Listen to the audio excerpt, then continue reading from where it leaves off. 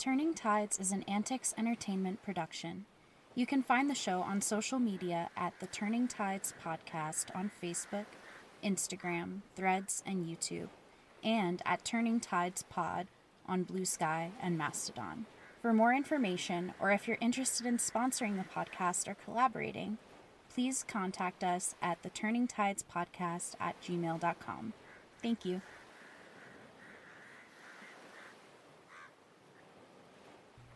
Warning: this episode of Turning Tides contains depictions of war, violence, abortion, child abuse, sexual assault, rape, and racism.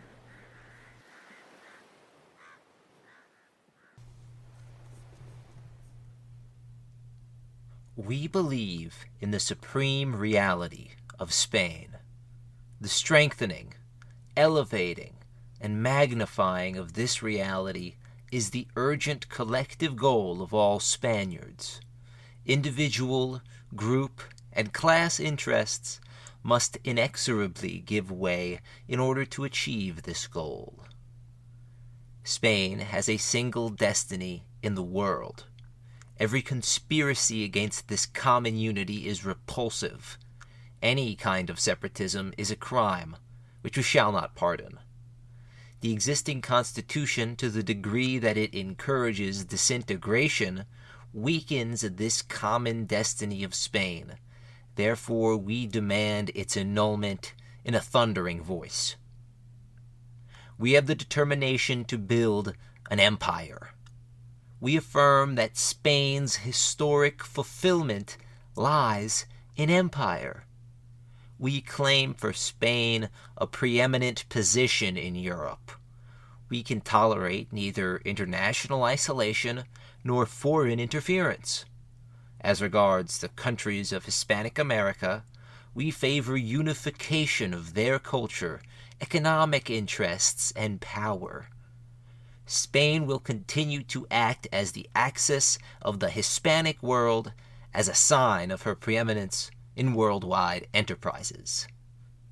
Our armed forces, on land, sea, and in the air, must be kept trained and sufficiently large to assure to Spain at all times its complete independence and a status in the world that befits it. We shall bestow upon our armed forces of land, sea, and air all the dignity they merit, and we shall cause their military conception of life to infuse every aspect of Spanish life. Spain shall once more seek her glory and wealth on the sea lanes. Spain must aspire to become a great maritime power, for reasons of both defense and commerce. We demand for the fatherland equal status with others in maritime power and aerial routes. Our state will be a totalitarian instrument to defend the integrity of the fatherland. All Spaniards will participate in this through their various family, municipal, and syndical roles. There shall be no participation in it by political parties. We shall implacably abolish the system of political parties and all of their consequences. Inorganic suffrage, representation of clashing groups, and a parliament of the type that is all too well known. Human dignity, integrity, and freedom are eternal, intangible values. But one is not really free unless he is part of a strong and free nation. No one will be permitted to use his freedom against the nation, which is the bulwark of the fatherland's freedom. Rigorous discipline will prevent any attempt to envenom and disunite the Spanish people or to incite them against the destiny of the fatherland. The national syndicalist state will permit all kinds of private initiative that are compatible with the collective interest, and it will also protect and encourage the profitable ones. The first 8 points of the 26-point program of the Felone, written by Jose Antonio Primo de Rivera, September 1934. The following series is dedicated to the men, women, and children who died fighting against fascism. Those who died fighting with the belief that a better world was, and is, possible. This episode will cover political movements, the individuals who led them, and the condition of Spain prior to the rebellion of mid-July 1936, as well as the ensuing social revolution. The series was created using sources from across the political spectrum. Anarchist, left communist, socialist, liberal, conservative, phalangist, and pro-nationalist opinions are all represented throughout this series. This is done in order to paint a complete picture of the events that transpired during the Spanish Civil War. In many ways, the story of Spain's most brutal civil war is extremely relevant today. At the turn of the 20th century, the Spanish Empire was in the process of having their final pieces of overseas colonial possessions ripped away from them by the United States of America in the Spanish-American War.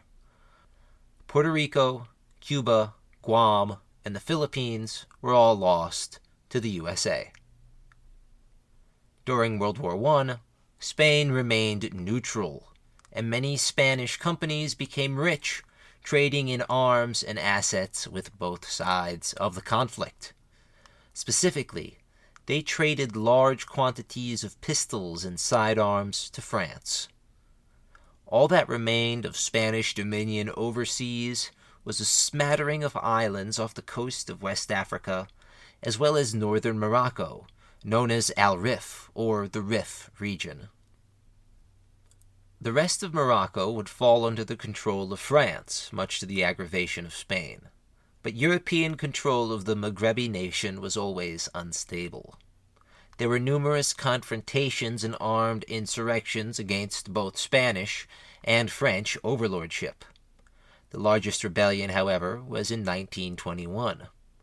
Led by General Abd el-Krim, the highly mobile Moroccan guerrilla forces delivered a crushing defeat to the Spanish military in the 1921 Battle of Annual.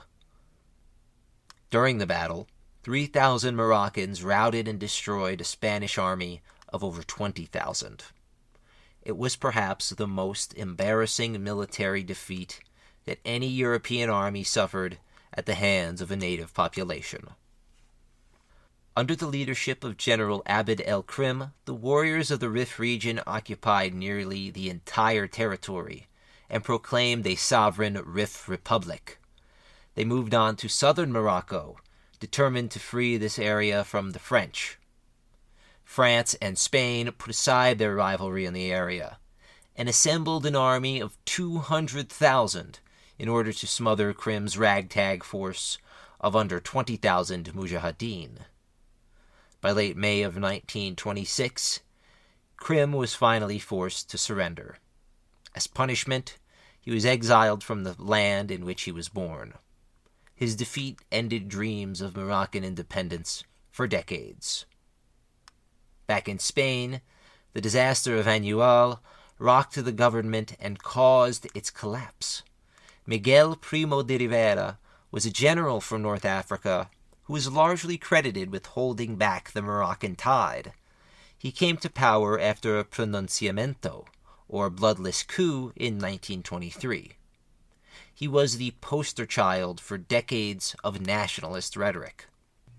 Prior to this, the Spanish government spent most of their energy battling subversive elements within the army, working class, and peasantry. Several powerful movements, often at odds with the central authorities, were gaining serious traction with the Spanish citizens. These movements were sprung by intense nationalism, which sometimes led to regional separatist movements like those in the Basque Country, Catalonia, and to a lesser extent Galicia and Andalusia. At first, nationalism in Spain was shunned by conservatives, largely because of its association with these separatist movements.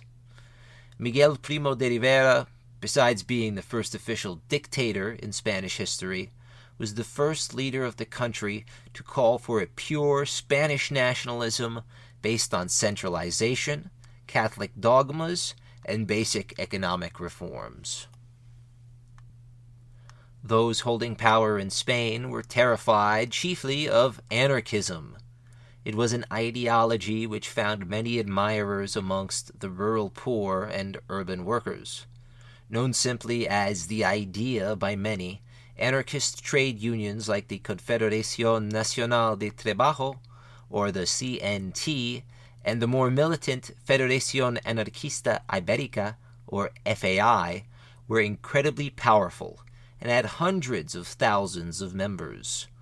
The allure of anarchism was and is obvious.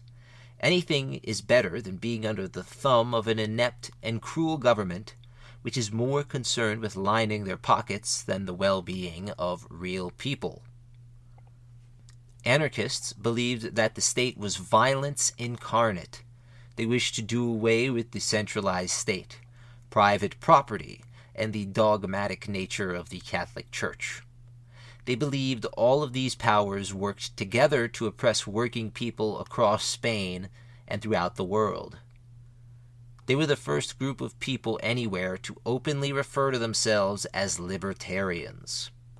The most powerful anarchist centers were amongst industrial workers in Barcelona and amongst the peasantry of Andalusia. It became a quasi-religion for this latter group. Anarchists felt electoral politics only offered the illusion of choice, and they sometimes used violence to redress their grievances with central authorities. The government cracked down on these trade unionists and quote-unquote dissidents. There were regular gun battles between anarchists and the police forces of cities like Barcelona. Communism and socialism were also popular ideologies throughout the industrial hubs of Spain. The Unión General de Trabajadores, or UGT, was the most popular socialist trade union.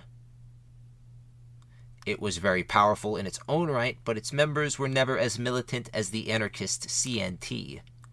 These two unions maintained a precarious alliance, even striking together in the 1917 general strike.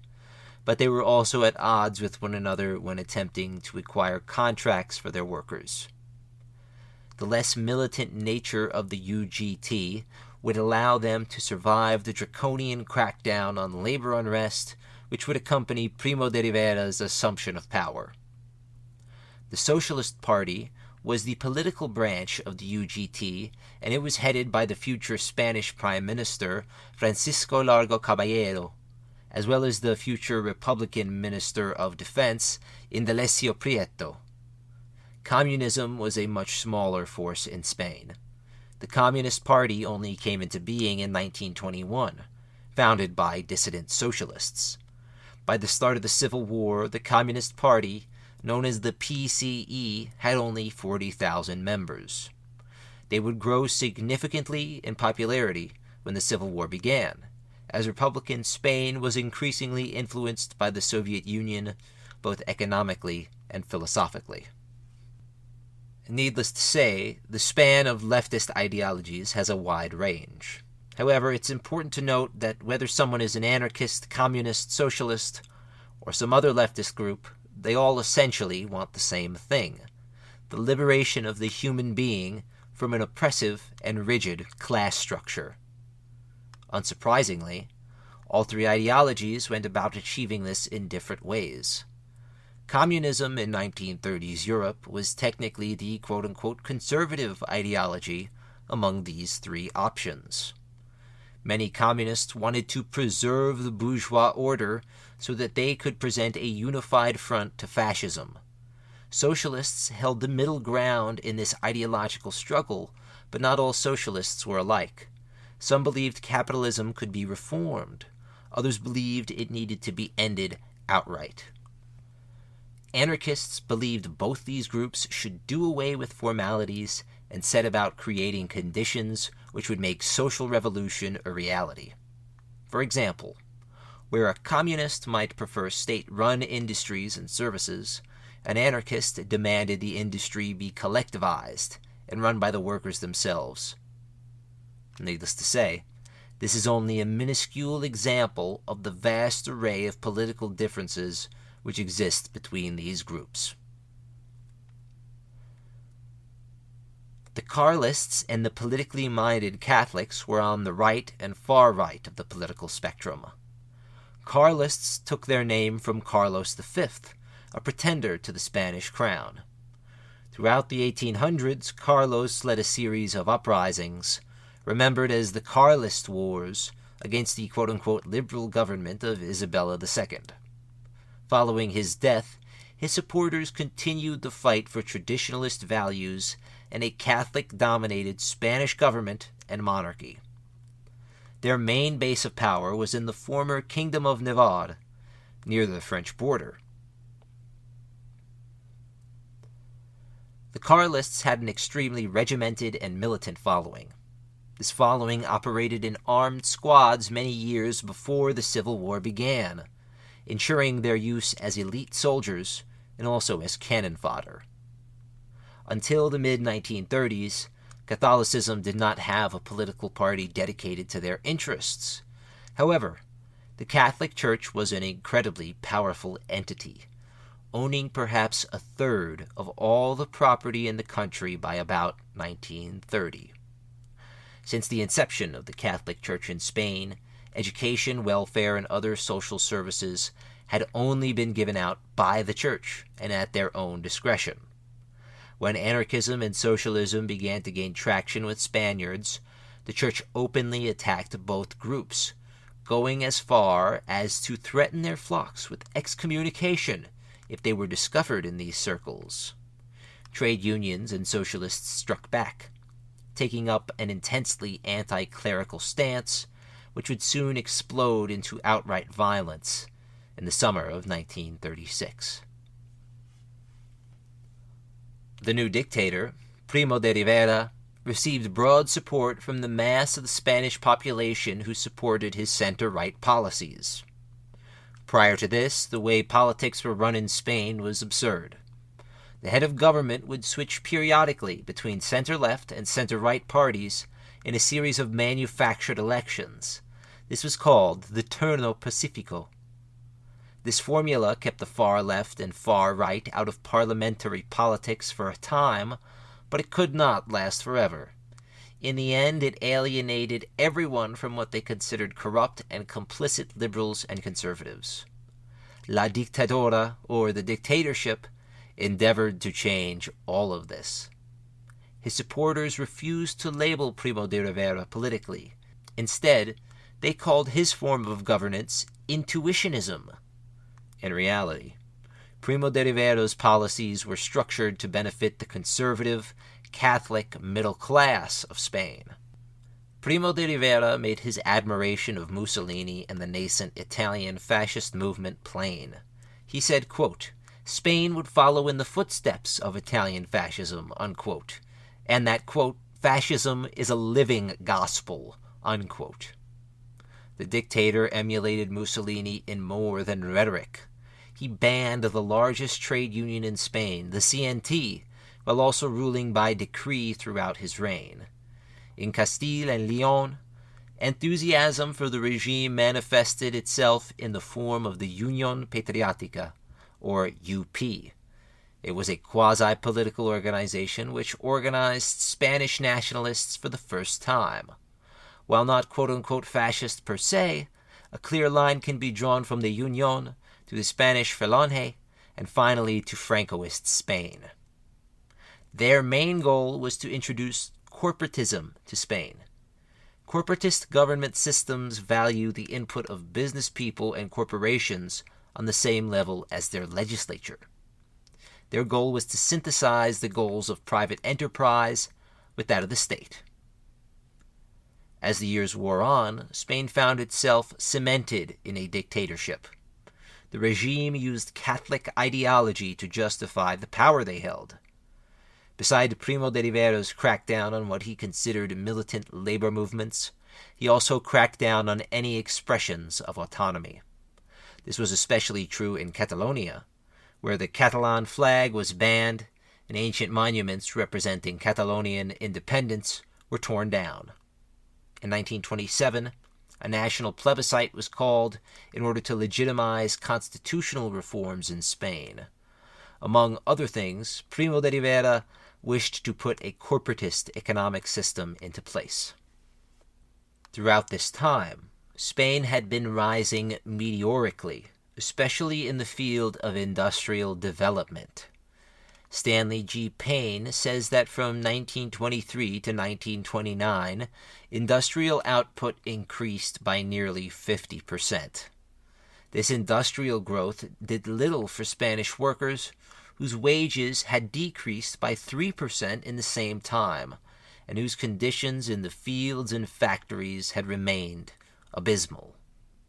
This was not the case across the board. Employees who were women enjoyed a significant wage increase, and socialist trade union members likewise saw moderate wage increases. Compounded with basic economic reforms to broken Spanish social services, some Spaniards could argue that they were in a better place because of the dictatorship.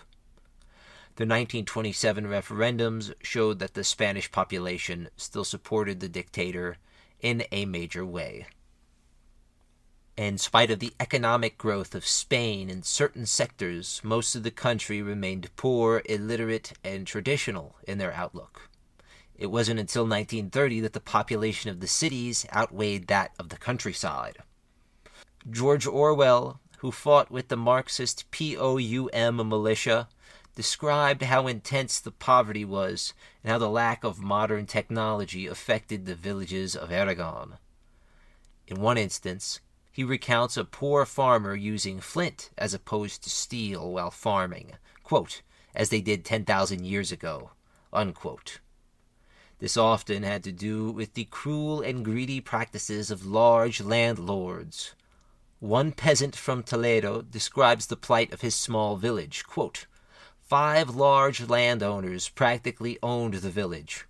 Apart from some 500 smallholders like my father, the rest of the 4,000 inhabitants were landless day laborers who every morning waited in the village square to be chosen to work by the foreman of the big estates. The only way the landless laborers could keep themselves and their families alive was by cutting firewood on the communal land in the mountains. But this was forbidden, and the civil guard confiscated the wood if they caught the men. Unquote. In spite of this relentless poverty, the Primo de Rivera dictatorship rode the wave of the Roaring Twenties as well as the enthusiasm drummed up by early nationalist movements like the Unión Patriótica. His regime persisted until the Great Depression devastated world markets, ending Spain's brief success. In the wake of this economic fiasco, Primo de Rivera lost the support of Alfonso, the King of Spain, as well as the support of Spain's true power brokers, the army. On January 30th, 1930, Miguel Primo de Rivera, the first dictator in Spanish history, resigned from his post. He would be dead within 2 months, killed by poorly treated diabetes at 60 years old. His history is a complicated one. He was undoubtedly a dictator, but he never subscribed to a specific ideological foundation in the way that Mussolini, Hitler, or even Salazar in neighboring Portugal did. With the exception of separatists and leftist trade unionists, many considered his rule to be tolerable. Even Indalecio Prieto, head of the Socialist Party, said the dictatorship was, quote, without executions. If only all dictatorships, though I desire no more of them, were like his, unquote. The former dictator left behind several children. Amongst them was his first son, José Antonio Primo de Rivera. He wanted more than anything to be like his father, and to prove to everyone that his father was not a failure. His quest led him to fascism and to the creation of the Spanish Falange, or the Spanish Phalanx. Following the end of the dictatorship, King Alfonso appointed General Damaso Berenguer as premier. His fragile government lasted just over a year before collapsing. Spain called a national election for the first time in almost a decade. The results were a shock to the conservatives, and to the king especially. anti-monarchist candidates swept the elections, largely thanks to participation by anarchist trade unions. King Alfonso XIII decided that the results were tantamount to a rejection of the monarchy by the Spanish people, and he abdicated his throne, ending the monarchy until 1976. In the wake of his abdication, the Second Spanish Republic was declared, and many draconian laws were scaled back. The military was greatly weakened by what the new government deemed to be necessary budget cuts. Unfortunately, the new republic was not allowed a moment of peace.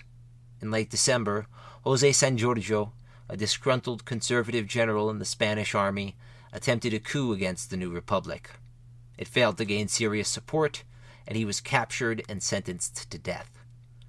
When the right won the elections in 1933 to 1934, his sentence was commuted to life imprisonment, and then he was exiled to neighboring Portugal. In August of 1932, anarchists across Catalonia rose in rebellion against the Spanish state. Their attempts to cast off what they considered an oppressive capitalist system failed, and many were jailed. During the first years of the Second Spanish Republic, the right was in a period of immense transition.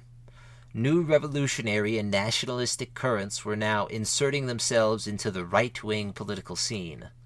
The Unión Monárquica Nacional hosted mass meetings to discuss crusades against socialism and the use of violence against political enemies. Stanley G. Payne asserts that this time period, 1931 to 33, was the first time in Spanish history that Catholicism was used as a tool for a mass political movement on the right. Prior to this, the Spanish right was a mesh of separate ideologies, all largely focused on the military or the king. With the king gone and the army left impotent, the church took center stage, and they accepted the role with open arms. Several right-wing Catholic groups came together in 1933 to form the Confederación Española de Derechas Autónomas, or CEDA. They wanted a Catholic, conservative, and corporatist republic which would impede democratic rights and crack down on socialist and anarchist labor unrest. They claimed that they were not fascist. However, they did everything a fascist movement would do. They used propaganda and fascist rallying techniques incredibly effectively. CEDA would eventually become the largest single political party in Spain. They were largely responsible for the rise of the right, as well as the funding of the early Falange. CEDA was run by an ambitious and young university professor, José María Gil Robles. He was pro-monarchy and extremely nationalistic. As with all right-wing movements, several contrarian quote-unquote intellectuals would contribute to the development of fascism in Spain. Ernesto Jiménez Caballero, or Gessi, was the first to openly espouse and promote fascism. He largely based his beliefs around the quote-unquote success of Italian fascism. Ramiro Ledesma Ramos was the beating heart of the extreme revolutionary right. He detested both socialism and capitalism, Marxists and reactionaries. He asserted that society should be ordered by a radical and militant syndicalism based around the worship of violence, the state, and the Hispanidad culture. Finally, Onísimo Redondo Ortega was a violent racist and anti-Semite. His ideology was based in Nazi race myths and bunk theories about blood purity. He felt that Marxism was a Jewish Masonic plot, hatched by shadowy figures and bankers in order to subvert and destroy Spain and Europe. Both Ledesma and Redondo would merge their differing branches of extreme right political groups into a single unit called the Juntas de Ofensiva Nacional Sindicalista, or JONS. This group needed a duce like Mussolini, and they found their man in José Antonio Primo de Rivera. José Antonio had spent the last years railing against intellectuals and anyone who dared chastise his father's legacy. He was not afraid to confront his detractors in physical combat, and gained a reputation as a bully. Besides his defense of his father's policies and ministers, José Antonio voiced very little of his political opinions prior to 1933. That year, however, Hitler's rise to power had reinvigorated the far right in Spain, which had been sputtering since the end of the dictatorship. The rise of the Bohemian corporal also turned José Antonio towards fascism for the first time. Fascism, for José Antonio, was the next logical step. He considered the liberalism of the 19th century to be a totally failed experiment. He felt that it was from liberalism that Marxism was created and allowed to fester. He also felt that an authoritarian, patriarchal system was the only common-sense solution to these quote-unquote societal ills. In short, he wanted a society run the same way his father ran their family home. During the summer of 1933, José Antonio, alongside a handful of collaborators, created the Movimiento Sindicalista Español. Around the same time, Jones raided the Madrid offices of the Friends of the USSR. What followed was a government crackdown against fascist and far-right agitators, with José Antonio's small movement getting apprehended in the mass arrests. Johns enjoyed funding from the monarchist right and big business elements, but these funds were drying up. It was mutually decided by José Antonio and the leaders of Johns to join forces. In late October 1933, the soon-to-be Spanish Falange met for the first time in Madrid. Fascist salutes were raised in return by José Antonio, who took the podium and said, quote, "The liberal state came to offer us economic slavery. Therefore, socialism had to be born, and its birth was just. But socialism, at first a legitimate reaction against liberal slavery, lost its way. First, in the materialist interpretation of life and history. Second, in the sense of reprisal. Third, in proclaiming the dogma of class struggle. La Patria is a total unity. It cannot be in the hands of the strongest class or the best organized party. La Patria is a transcendent synthesis. This is what our total sense of La Patria and of the state which must serve it requires. That all the peoples of Spain, however diverse, be harmonized in an irrevocable unity of destiny. That political parties disappear. We want less liberal verbiage and more respect for the profound liberty of man.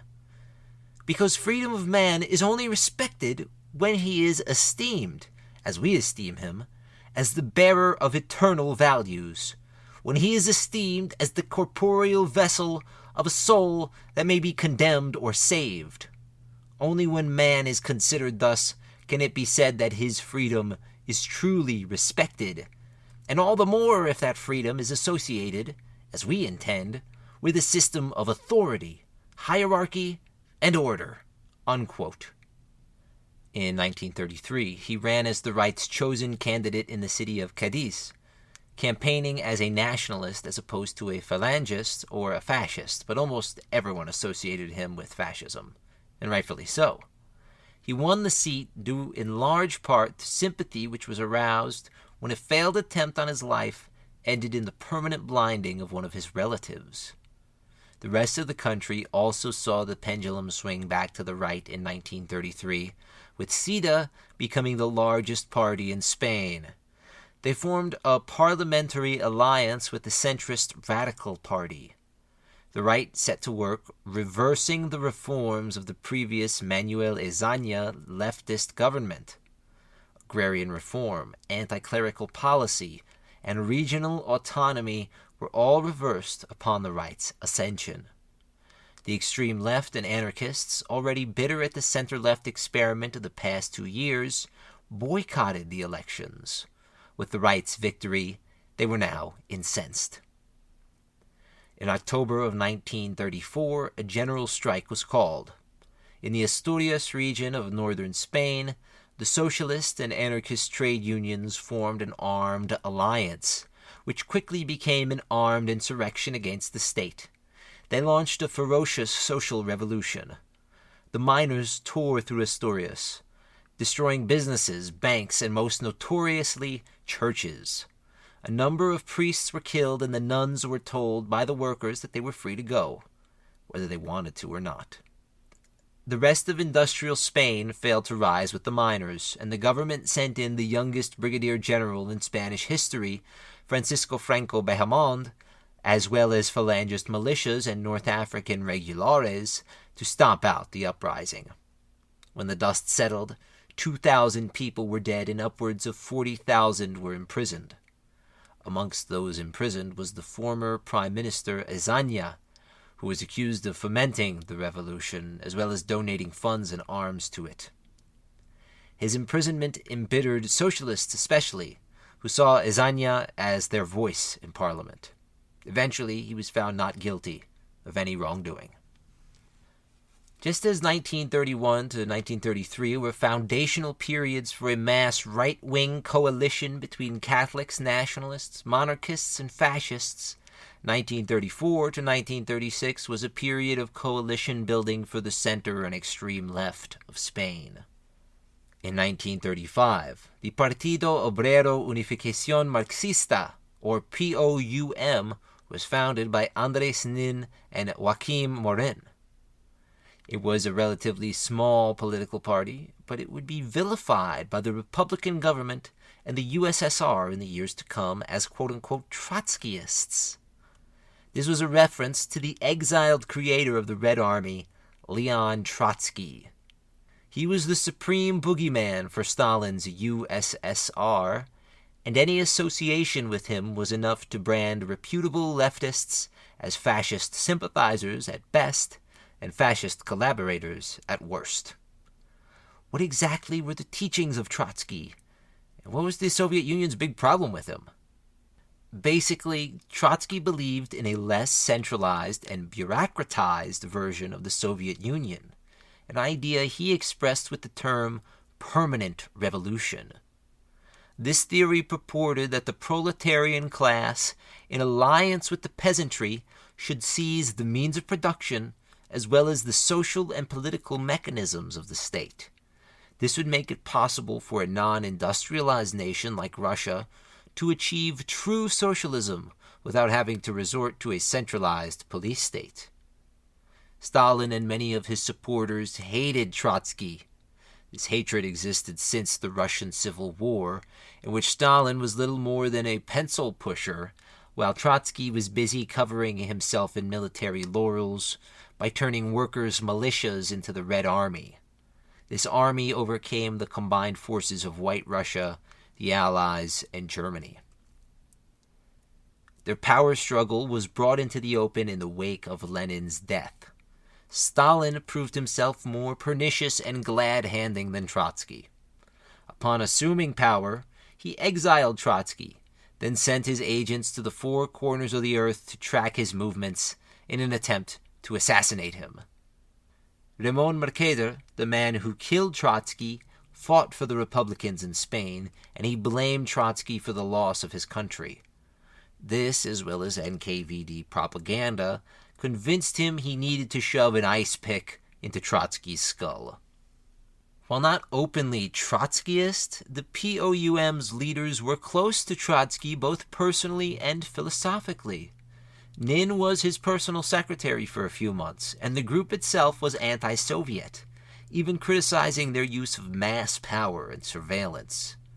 Unfortunately for the POUM, it was Stalin's policy to subvert and overthrow other left-wing movements in order to make communist parties the strongest left-wing parties, paving the way for global revolution under Stalin's personal command. The battle between Trotsky and Stalin had larger political implications across the globe, as communist and socialist parties fractured. This inner rivalry would play out in the Civil War and result in the deaths of thousands of anarchists and left communists, all at the hands of their supposed ideological comrades. In Spain, Trotskyism and the POUM held very little sway. Their main base of power was in Lerida, and Catalonia in general. But even there, they were a minuscule party. This made them the perfect scapegoat when the two sides came to blows. That same year, Indalecio Prieto was replaced by Largo Caballero as the head of the Socialist Party. This was seen as a victory for the left wing of the Socialist Party, which under the moderate Prieto conceded to the right on several occasions. Largo Caballero described himself as the quote-unquote second Lenin, and said in his speech that reformism, or the idea that socialism could be achieved peaceably and gradually, should be destroyed, quote, by its roots, unquote. He was in every way a firebrand who invigorated the left for the coming election, which they believed would be crucial in deciding the future of Spain. The right was also gearing up for a decisive election. The Falange began organizing in a major way, as they targeted university students. They found many willing converts who were not averse to violence. Their student organization often clashed with their left-wing equivalents, and it was not uncommon for people to get seriously hurt or die in these street fights. Stanley G. Payne speculates that this is when political violence began to truly spiral out of control. Both sides pointed to their martyrs and vilified and dehumanized one another. The right was always better funded, better armed, and actively targeting leftists, while left-wing violence was usually perpetrated by individuals or groups of individuals acting on their own initiative. It is true that a handful of socialist and communist groups were receiving foreign funds, but it was nowhere near the amount lavishly given to the Falange by entities like Mussolini's Italy and private industry. In any case, it was largely anarchists who actively battled the right-wing radicals in the streets, with a dedicated paramilitary unit known as Solidarios, who were responsible for numerous politically motivated assassinations. Jose Antonio was busy colluding with the right and the military in order to launch a preemptive coup on what he considered a sure victory for the left. Besides these early conspiracies to overthrow democracy, Jose Antonio was also attempting to gain supreme power in the Falange. Prior to this, power in the Falange was shared in a triumvirate. This made little sense for a group supposedly wishing to implement a single powerful caudillo, or strongman. Jose Antonio had himself declared the jefe único of the movement, and his first task was to subvert anarchist and socialist trade unions by setting up his own fascistic dummy union. This fake union gave out fake work permits to its members, who in turn clashed with socialists and anarchists when they arrived at their work sites. This was all part of Jose Antonio's not-so-subtle strategy, which sought to destabilize the Republic and make conditions ripe for a military revolt or coup. He went on to create paramilitary brigades and battalions, remembered as the phalanx of blood. They trained and prepared for this eventual rising. Besides the militant mobilization of the fascists, the Carlists were also mobilizing in a major way under their leader, José Calvo Sotelo. He was technically quote-unquote against fascism in the sense that it was occasionally anti-monarchist and in some instances anti-clerical, but in many respects he aligned with fascist principles, like the call for a corporatist state, powerful traditionalist centralized government, and a strong army and navy. He was probably the most influential member of the right during his lifetime. Jose Antonio only became eulogized after his death, while Gil Robeles faded into the background with the start of hostilities. Calvo Sotelo's execution by left-leaning police in 1936 would catapult the nation into civil war. Both Sotelo and Jose Antonio found common ground in their belief in a traditionalist Spain, which would lead the entire Hispanic world into a new imperial age. Jose Antonio would have been at home in today's political climate. He was not loud and brash like Hitler and Mussolini. Instead, he was soft-spoken and came from money. This did not stop his open admiration for Mussolini, but he had an adverse opinion about Hitler and his quote-unquote National Socialism. Anti-Semitism made little sense to him, and this likely had to do with the lack of a large Jewish population in Spain. Historically, however, anti-Semitism was an integral part of imperial Spanish life. and many tens of thousands of Jewish people were forced to flee Spain or convert to Catholicism. Many thousands more were killed in pogroms and massacres. Upon Mussolini's invasion of Ethiopia, José Antonio's rhetoric became much more racialized in its tone, especially when he talked about colonial conquests, considering them the natural progression of relations between strong nations and the weak. Amongst the Falange, there was a burgeoning group of right-wingers who believed another cleansing quote-unquote crusada, this time of the Reds in Europe, was needed to, quote, save all of civilization, unquote. As the elections of 1936 loomed, brought on by corruption and scandals in the radical government, right-wing rhetoric became incendiary. José Antonio was at the forefront of the offensive, saying, quote, Spain is irredeemably headed toward the dictatorship of Largo Caballero, which will be worse than that of Stalin. We shall be the fodder for the Russian hordes, who will sweep us away, and thus we have no alternative but to move to civil war, unquote. Right before the elections, the party anthem Cara el Sol, or Face to the Sun, was composed. The anthem would soon fill the torture dungeons and mass execution sites across the nationalist zone. Right now, however, the right was clearly nervous, and the left was further invigorated by a change of policy from Moscow. Stalin had declared the need for all communist parties loyal to the Soviet Union to align themselves with progressive bourgeois forces in order to form a quote-unquote popular front against fascism and the right. Stalin initiated this change in policy, as well as a shift toward basic Marxist philosophy, because he saw the practical need for his country to stand up to fascism, as well as the need to have allies. He needed the assistance of countries like France and Great Britain in order to counteract the forces of reaction coalescing on his western and eastern flank in the form of Nazism and Imperial Japanese expansion. This also explains his abrupt turn when he signed a non-aggression pact with Nazi Germany in 1939. It was not done out of friendship or collaboration. It was a calculated move to secure one flank, while the question of Imperial Japan's next target put the USSR's eastern flank in jeopardy. Regardless, the Popular Front strategy proved effective at temporarily blunting the vast differences of opinion between left-wing groups. Additionally, the CNT ended their boycott of electoral politics and joined the Popular Front. The 1936 Spanish general election was a chaotic and violent affair. José Antonio had a lot at stake, since he would lose immunity from the many crimes to which he was a conspirator to if he lost his seat in the Cortes, or Spanish Parliament.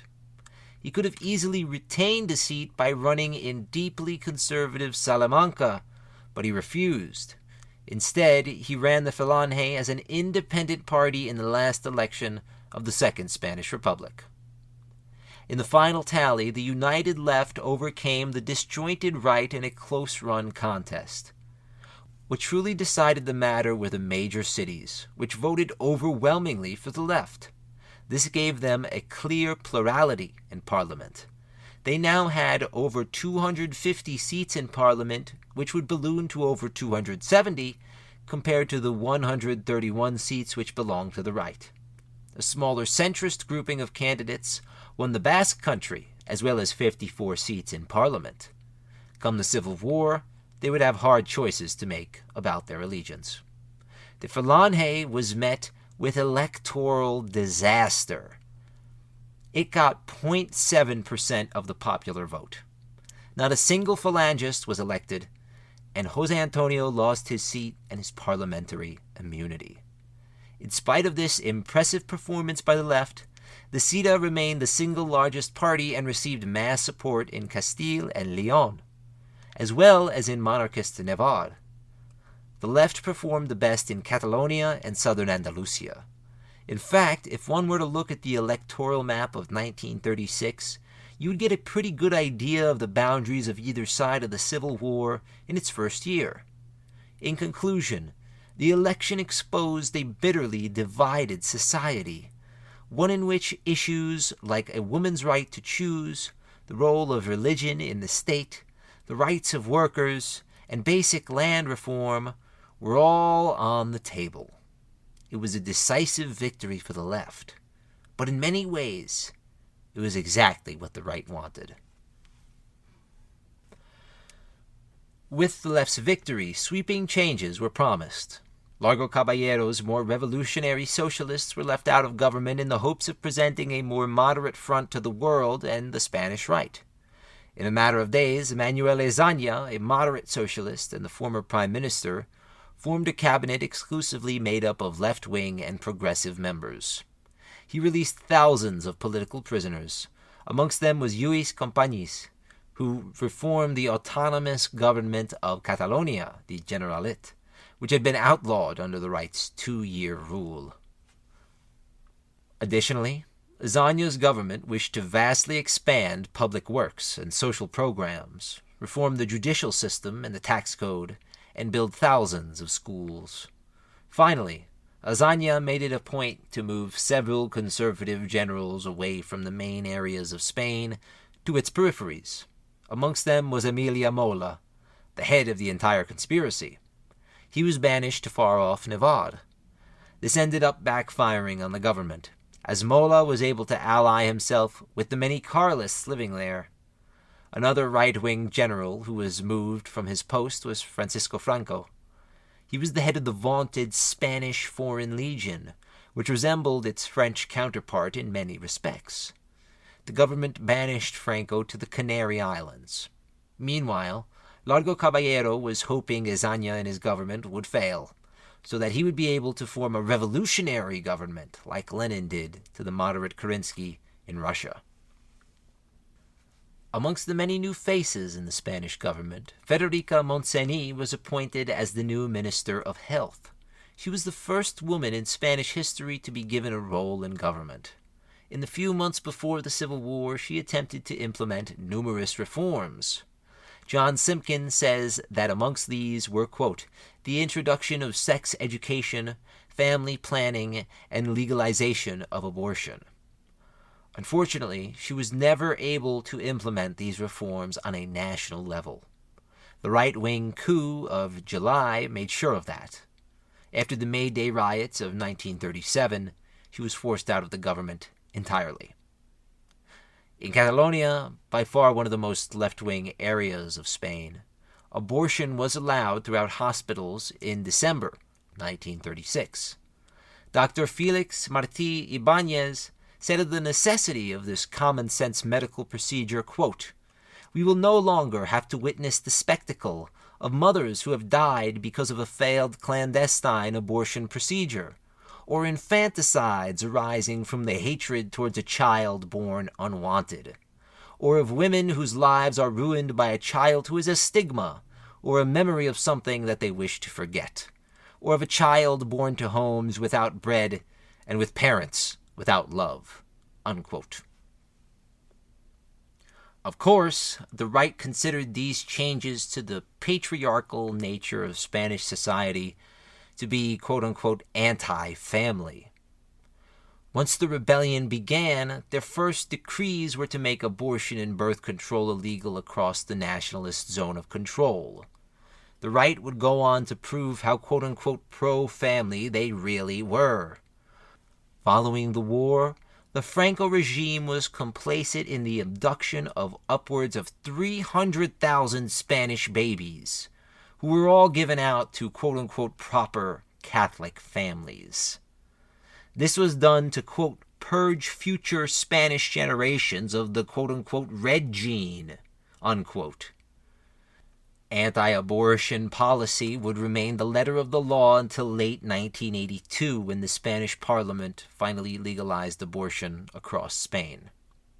In every single fascist country, the first people disenfranchised were women, who all had their bodily autonomy taken away from them in the name of, quote, ensuring the health and strength of the state, unquote.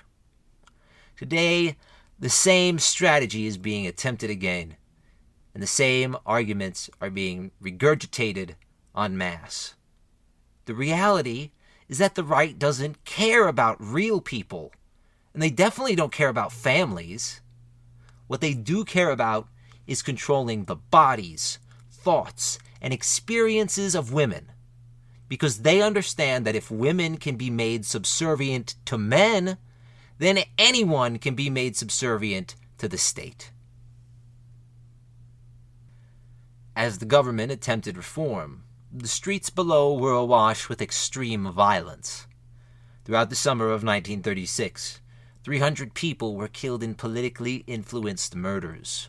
Stanley G. Payne, a conservative historian on the subject, asserts, quote, "Phalangists were able to calculate later approximately 40 of their members were slain by the left in a 90-day period.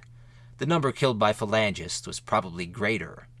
By June 1st, the party's death toll since its founding had reached at least 70, and altogether there were nearly 300 political killings in Spain as a whole between February and mid-July." Unquote. By this point, all sides were highly militarized. The left had armed workers' militias, which often accompanied the police on raids against right-wingers. In an attempt to contain the violent energy and rhetoric from the right, the government began a mass crackdown of the Falange, banning the organization and imprisoning Jose Antonio, alongside hundreds of others. By this point, the government had every right to do this. The Falange was openly conspiring with the military to overthrow the elected government, and they were clearly responsible for the majority of the politically motivated killings in Spain during this period. However, the Republic failed to appreciate the symbol they were making out of Jose Antonio. More people than ever were joining the Falange, or giving money to the now clandestine organization because of the government's crackdown. From March 1936 until his execution, Jose Antonio languished in prison. His stay at first was accommodating. He was even allowed to write articles for an illegal fascist newspaper in which he published the names of socialist and communist politicians who should be targeted by Falangist gunmen. As he awaited sentencing for a number of charges, the most serious being the conspiracy to overthrow the government, the left had elections rerun in several districts.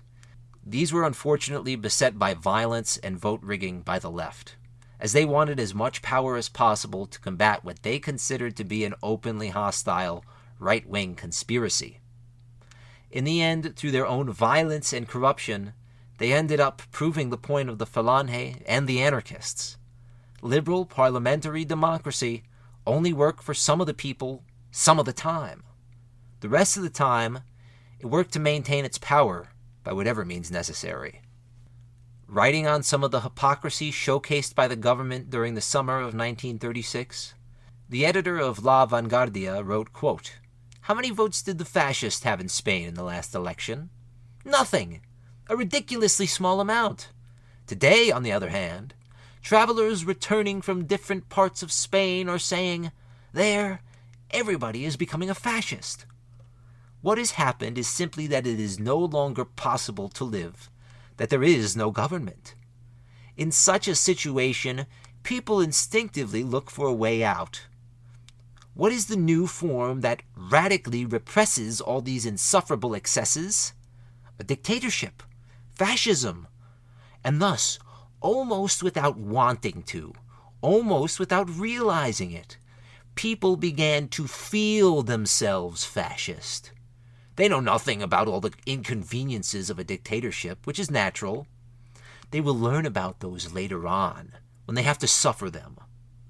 Fascism is, in the case of France and Spain, the sinister shadow projected across the land by democracy itself, when its internal decomposition turns into anarchy. The more the rot spreads, the more fascism expands." Unquote. In early June, Jose Antonio was moved to a new prison in Alicante. A month later, the violence, which had momentarily subsided, ramped up again in a new and major way. After a round of revenge killings, followed by a round of mass arrests, a socialist assault guard, José del Castillo, was gunned down outside his home. His comrades demanded revenge, along with the roundup of prominent right-wing politicians. This was reluctantly granted, and the police went hunting. They arrived at the house of Calvo Sotelo, one of the leading voices of the monarchist right. Amongst the police was a cousin of Castillo, the murdered guard. While en route to the police station, one of the armed militiamen took matters into his own hands and put a bullet in the back of Calvo Sotelo's neck. He was dead instantly, but his death took the movement past the point of no return. Prior to this, the murders were largely of lackeys and rank-and-file party members of either end of the political spectrum. The death of Calvo Sotelo brought an end to conspiring amongst the fascists and their sympathizers, and began a period of open civil war. The government arrested the officers and militia responsible, but it was too little, too late. This event inspired Franco to fully throw his support behind the planned military rebellion, upon which he had only tentatively agreed thus far. As civil war and revolution swept the entirety of Spain, José Antonio, the fomenter of all of this, languished in prison. There were several plans hatched by the fascists and their allies to free him from his confines, but they all fell to naught. José Antonio, for his part, attempted to seek reconciliation between the two vying factions before this blood feud became a war of ideological extermination. He even put forth a plan where he would negotiate with the right, leaving his family as hostages of the government. These were refused, but there were other plans to trade José Antonio with Ezaña's son, who was being held prisoner by the right. Unfortunately for José Antonio, all of these fell through as well. During his time in prison, he wrote essays about quote-unquote racial purity, the evils of Protestantism, and plans for a future government of national unity. On the 16th of November, he was brought before a military tribunal which read the sentence against José Antonio, his brother, and his brother's wife. All three were found guilty of conspiring to overthrow the government. There was little argument against the charges. They had all conspired to overthrow the government since it was put in place. José Antonio's brother and his brother's wife were sentenced to life and 6 years in prison, respectively. José Antonio was given the death sentence. José Antonio prepared a final statement on the 18th, naming Fernández Cuesta and Serrano Suner, two high-ranking phalangists, as the executors of his will. His final statement reads, quote, "I pray that mine will be the last Spanish blood shed in civil discord. I pray that the Spanish people, so rich in good and endearing qualities, may find the fatherland, bread, and justice. With regard to my imminent death, I await it without bravado, for it is never pleasant to die at my age, but without protest. I pardon with all my soul all those, without exception, who may have harmed or offended me, and I ask pardon from all those whom I owe reparation, or any offense, great or small." Unquote. 2 days later, José Antonio and 4 other political prisoners, 2 phalangists and 2 Carlists, were shot together and buried in a mass grave. They were soon joined by 10 other political prisoners who were shot later that day. They were only a minuscule portion of the thousands who were dying all across Spain, as well as the hundreds of thousands who would die in the war which would rage until 1939. However, out of all the victims of the Spanish Civil War, José Antonio Primo de Rivera remains one of the most remembered, with a quasi-cult springing up around his life, beliefs, and death. No one, besides perhaps the future caudillo Franco, would gain more adulation in the regime to come than the one who is always present, Jose Antonio. What made Jose Antonio so unique amongst fascist leaders was that he never achieved enough political power during his life to effect serious political change, like Hitler or Mussolini did. Instead, Jose Antonio was able to become a symbol of what his supporters argue was a more quote-unquote moderate fascism. They argue that it was a fascism which was based more in traditionalism and Spanish patriotism than racism and imperialism. However, Stanley G. Payne asserts, quote, if he had survived, he would ultimately have been totally discredited by the practical results of another disastrous fascist regime. Dead, however, he would become the subject of the most extraordinary martyr cult of contemporary Europe, which long guaranteed to him a role that he could never have achieved in real life. Unquote. Thank you all so much for listening to this episode of the Turning Tides podcast.